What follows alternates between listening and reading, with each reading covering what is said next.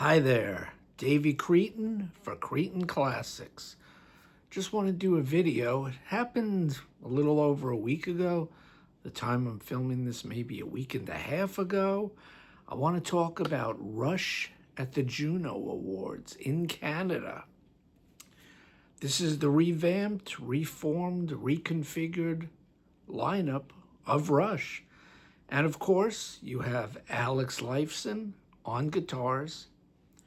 You have Geddy Lee on bass and lead vocals.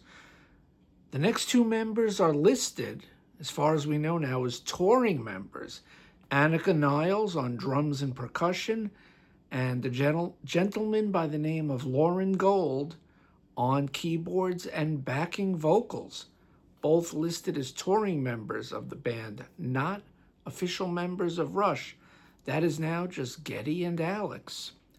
So I'm talking about Sunday, March 29th, 2026. This newly reformed Rush opened the Juno Awards in Canada. And if you don't know, the Juno Awards are Canada's version of America's Grammy Awards. But I don't think the Grammy Awards have been this cool in years, because you get Alex and Geddy and the new members, touring members, playing a song. What song did they play? Album number 1, side 1, cut 1, Finding My Way. It's all over YouTube, basically since right after the performance. It's on the CBC page. I've watched the video, close to 24 times now. I've watched it, I've listened to it in earbuds, and I have some comments on it. First of all, Alex. He looks spiffy in his attire, in his suit, wailing on that gold top Gibson. He was spot on. Alex is always spot on. When you're in a band with Geddy Lee, and at the time back in the day, Neil Peart, it's almost like you could say Alex Lifeson is the most underrated member of Rush. But he's a great rhythm guitar player, a great lead player, and he's come up with some tremendous riffs over the years. So Alex was in his glory. He started the song with that guitar riff, and he's playing it perfectly. It was immense, and it was great watching Alex on stage again. Next, I want to talk about Lauren Gold. Now, to the general public, he's not really known, but he's played with both Roger Daltrey and The Who for a long time. You could look up his history before that. He started out with a lot of pop princesses, and he moved up the ranks. And to be a member of The Who, playing keyboards and doing backing vocals for years, this guy is a musician's musician, and he's well known within the industry. And now he's really going to shine with Rush as a touring member. But with this song from the first album, this is way before Rush used keyboards. I don't think they had any keyboards until the 2112 album. And Geddy even wasn't playing them till the next album, Farewell to Kings. Hugh Syme, the guy who did the bulk of their album covers, especially back in the day, played keyboards on 2112. So here, he didn't have that much to do. But what I loved about Lauren Gold's performance, number one, he had the shades on. He's got the long hair, leather jacket. He looks cool up there. He sang real backing vocals. Ever since basically the mid-'80s, when I've been seeing Rush live, and I said this in my previous video, when it was announced they got together with Anika Niles, they were going to do the tour, 7 cities of gold. You can watch the video I did on that. I said my big problem with Rush, the pre-recorded vocals instead of live vocals. Now you've got a guy there, and he was singing backing vocals. It was live, and it was excellent. No pre-recorded vocals. I love that. He also added some tasty, low-key, subtle organ. So when Alex is soloing in the middle section, there was, instead of a rhythm guitar track underneath it, there's some slight organ. So I thought that was a nice addition, because it gave Alex more of a bed to solo on top of. So Lauren Gold, He made me very happy seeing him there. He looked cool. He was low-key, but wait till they do a lot of the tracks from the 80s when they tour. And he's going to come in very handy. And hopefully, fingers crossed, no pre-recorded backing vocals. That's what I want to hear about this tour. Besides, I'm curious to see, of course, what songs they do. Moving on to new touring drummer, Anika Niles. She is a world-class drummer.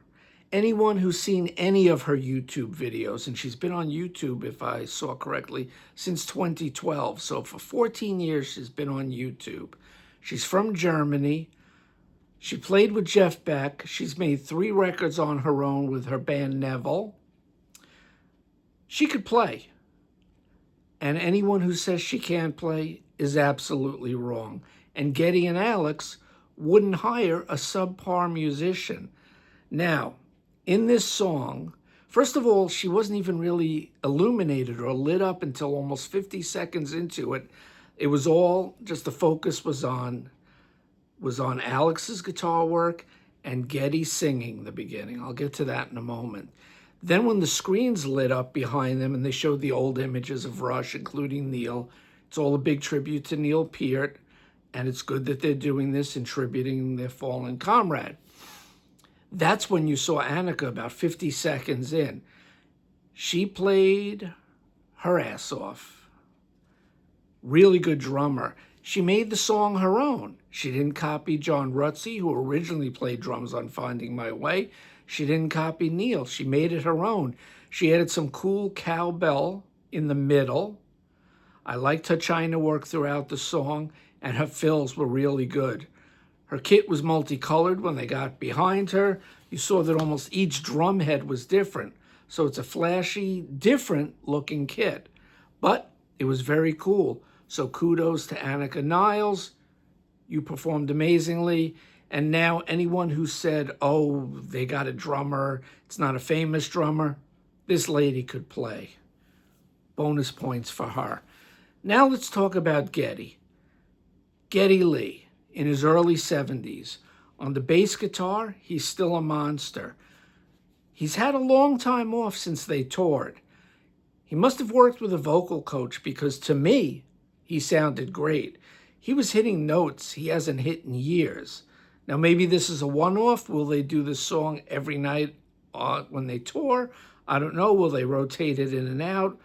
I mean, it's probably something to do at the beginning of the concert, not to do at the end of the concert. But he's hitting notes, and the guy's 12 plus years older than I am, that I can't hit. Monster talent, writes songs, plays the bass, plays foot pedals, plays keyboards, and he sings lead in the band. And I thought he did a great job.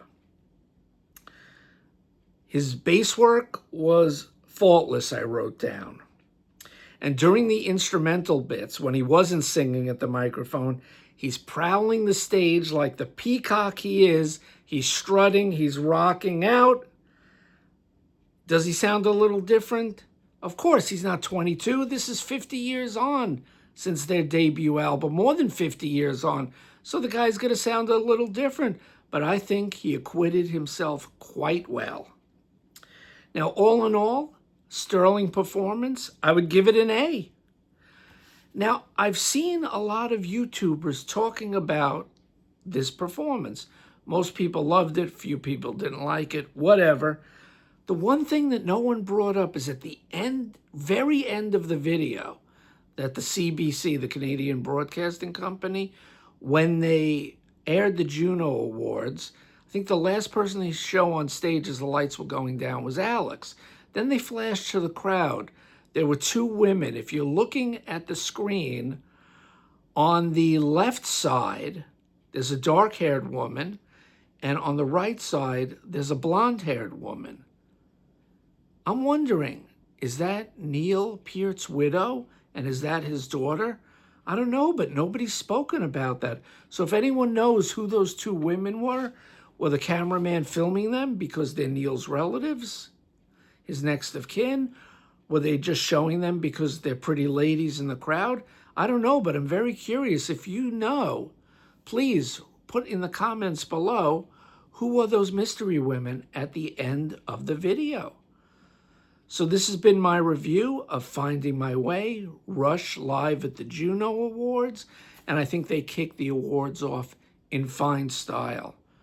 I'm Davey Cretin for Cretin Classics. Oh, before I go, I have some CDs to show. I almost forgot. I grabbed a bunch of my Rush CDs. I'm going to go through them really fast. This is not my whole collection, just a part of it. A lot of it's newer. We're talking 1980 up. Starting with an original master recording of Permanent Waves from 1980.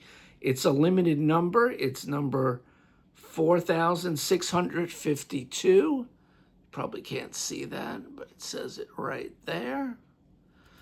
And it's a little gatefold packaging with pictures of the band. Alex, Neil, and Getty. Getty's over here, Alex here. The professor in the middle. Let me pull this out fast. It's got the original master recording. Oh, look at this, nice. I got the lyrics in here. I got the booklet, actually, with the lyrics to the album. And then just to show you the disc really fast, it's in this,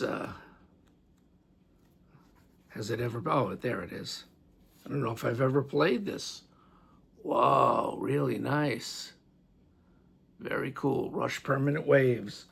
Gold disc. I'm going to put this down gently.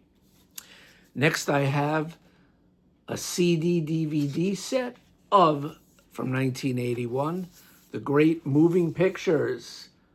It's like a trifold. Got the CD, got the DVD, I got the pumpkin sticker, as my old record store co-worker Charlie used to call it, or the hype sticker. And there's the professor. What a monster drummer. Okay. This album, if memory serves, came out on my birthday at 1989. The Bunny album, presto, it's the remaster. I should have taken the booklets out, sorry. Got the remaster 91, Roll the Bones. 93 counterparts, The Return of Alex on guitar. Much loved album by the fan base. Here's a much maligned album, Test for Echo from 96. And I will be ranking all the Rush albums later this year. Then we move on to the 2000s. I have Snakes and Arrows in the Digipack. Snakes and Arrows Live, the 2 CD set. It's Working Men, a compilation of stuff from the 80s, 90s, and 2000s. Single CD. Retrospective 3. This is a more expansive version of what I just showed you. This is a double disc collection. And it is from, let's see, the 90s and the 2000s stuff. Really good collection. Speaking of collections, another 2 CD collection. I don't even know what this is called. Oh, Icon 2. A double disc. I See Red, It Hurts My Head. Guess it must be something that I read. Here is a double live album, Rush Time Machine 2011. I think it's in, yes, live in Cleveland, Ohio, where my buddy Grant from Grant's Rock Warehouse resides. And I saved the best for last. Here we go. This is a what we call a gray area CD. Rush, Moving Pictures Show. Is that the name of it? No, sorry, Moving Pictures Story. Nice shot of Getty. See the drums in the background. A 2 CD set on a label called Gypsy Eve. And I remember from back in the day, they did some really good work. I'm going to stick this in my car and listen to the sound quality. See how it sounds. So that's my video, just showing off some of my CDs, small part of my Rush collection on CD, and discussing their appearance on the Juno Awards. I'm Davey Cretin for Cretin Classics. Rock on, Oh, sorry, Rock Out, Prog On, and Pogo. That's the second video. I almost messed that up in, but I caught myself this time. Rock Out, Prog On, and Pogo.